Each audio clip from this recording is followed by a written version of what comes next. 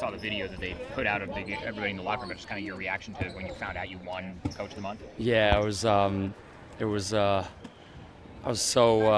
was surprising. I wasn't even thinking of things like that, but obviously I was really grateful. I think kind of what I said to the staff is it's not Coach of the Month, it's Staff of the Month, and I think you can only do those things with a great staff. It's the front office who put us in the position to succeed as coaches. It's the performance staff in terms of all the preparation and the players ready. And then of course all the great assistants we have. So just full of gratitude for the staff we have, and then of course the players. They're the ones making us look good. So we just want to put them in positions to succeed and to optimize the group, and they're the ones who are actually got to go out and do it. So just full of gratitude to get the chance to work with this group every day. Did you know ahead of time?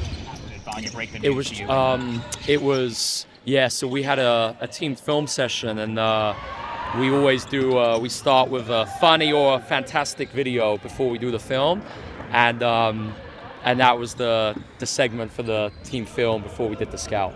Yeah. So that moment that they showed, that they put on social media, that was Vanya telling. So you didn't know before Vanya said that. No. Yeah. Exactly. Yeah. In terms of other people who have bought into CLA, who have preached it, for lack of a better term, have you heard from those type of people in the last few days? Yeah, it's been really.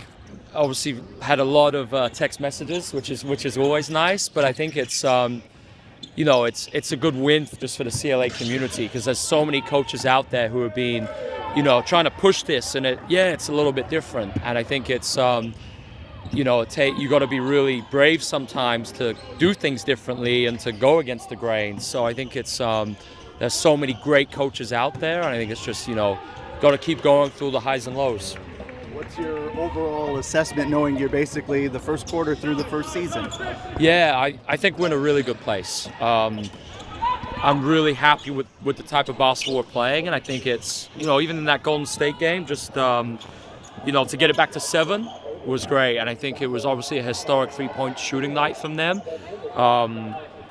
It's, when there's such extreme shot variance like that, you have to play perfectly to be in with a chance to win, and even with that said, I felt like second half saw some good things, and it's every game that we've lost this year, I feel like the learning's been where we want it to be in terms of taking something from that game, so then the next time we play that team, we always want to have the better adjustments. That's kind of what we feel as a group. So I think all the players, we're being very obsessive, like with having them watch and study their minutes. And, multiple players texted me after that game, like, we're good, next time we play. And it was the same after the Indy game. So I think that's what you want after these losses in terms of an extreme growth mindset and an eagerness to go again and put everything into practice that we change.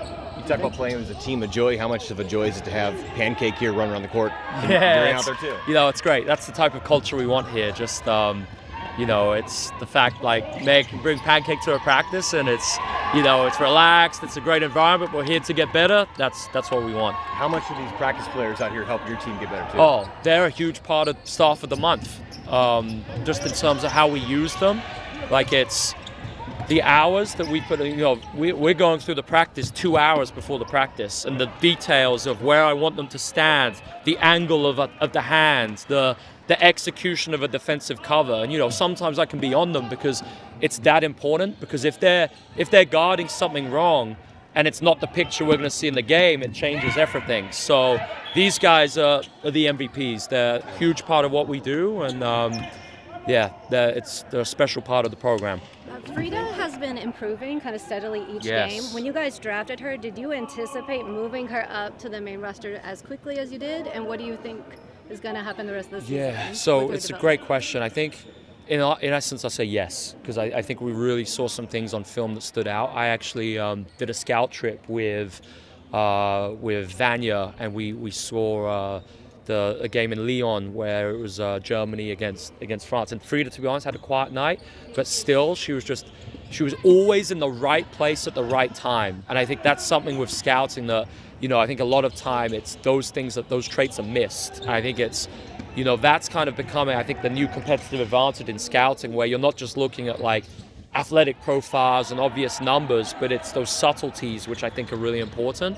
And I think then just heading it, but still it's expansion because everything happened so fast. We had to get a look at everyone, but I think we saw enough from Frida, and like even things like that Connecticut game, how she played in the end of it, and things she's been doing. Like, there's some really exciting stuff there.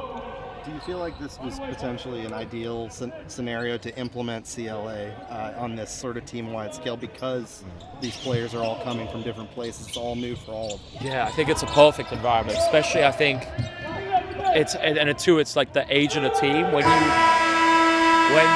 When you have a younger group, it's kind of like, well, this is just the norm. This is how it's done in the W. They don't know any better. And I think that was kind of what I saw in the Cavs too. Like, we had a lot of success with the younger players, and they didn't know, like someone like Jalen Tyson. He thinks that's what it is, and it's the same here.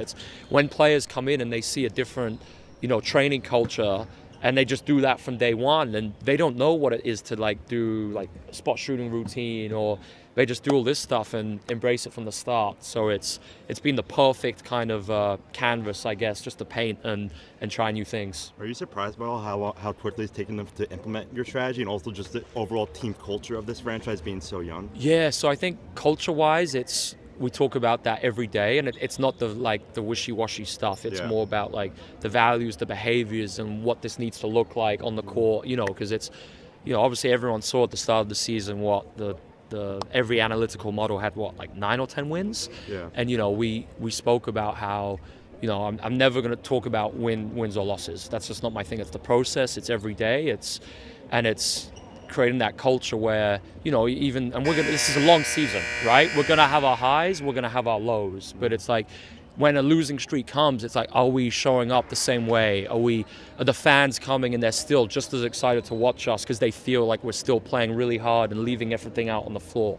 So I think it's just that kind of that culture we're setting. I think that's what's going to set us up for success year 1, year 2, year 3, year 4. Do you think as the season go, and you being this results-driven business, do you think be able to just look at the progress? Does it become more difficult as you go on? Yeah, I think for me it's the progress and the player development, which is the most important thing. Yeah.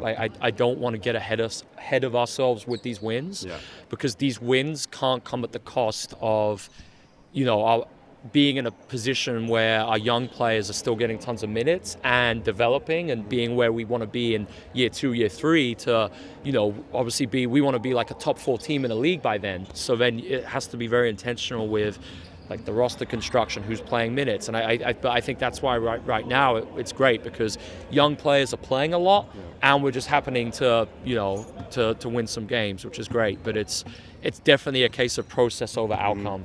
Is that difficult? Like the temptation to want to be able to play a player 35 minutes or something, high usage rate, but they're playing lower minutes. Yeah, I think if we didn't have a really clear philosophy, it would be. But I think we're so clear, and even things like a player's making turnovers, guess what? I'm going to keep them in a prime example would be let's say Carl is struggling in a step-up angle against a blitz, passing with her left hand.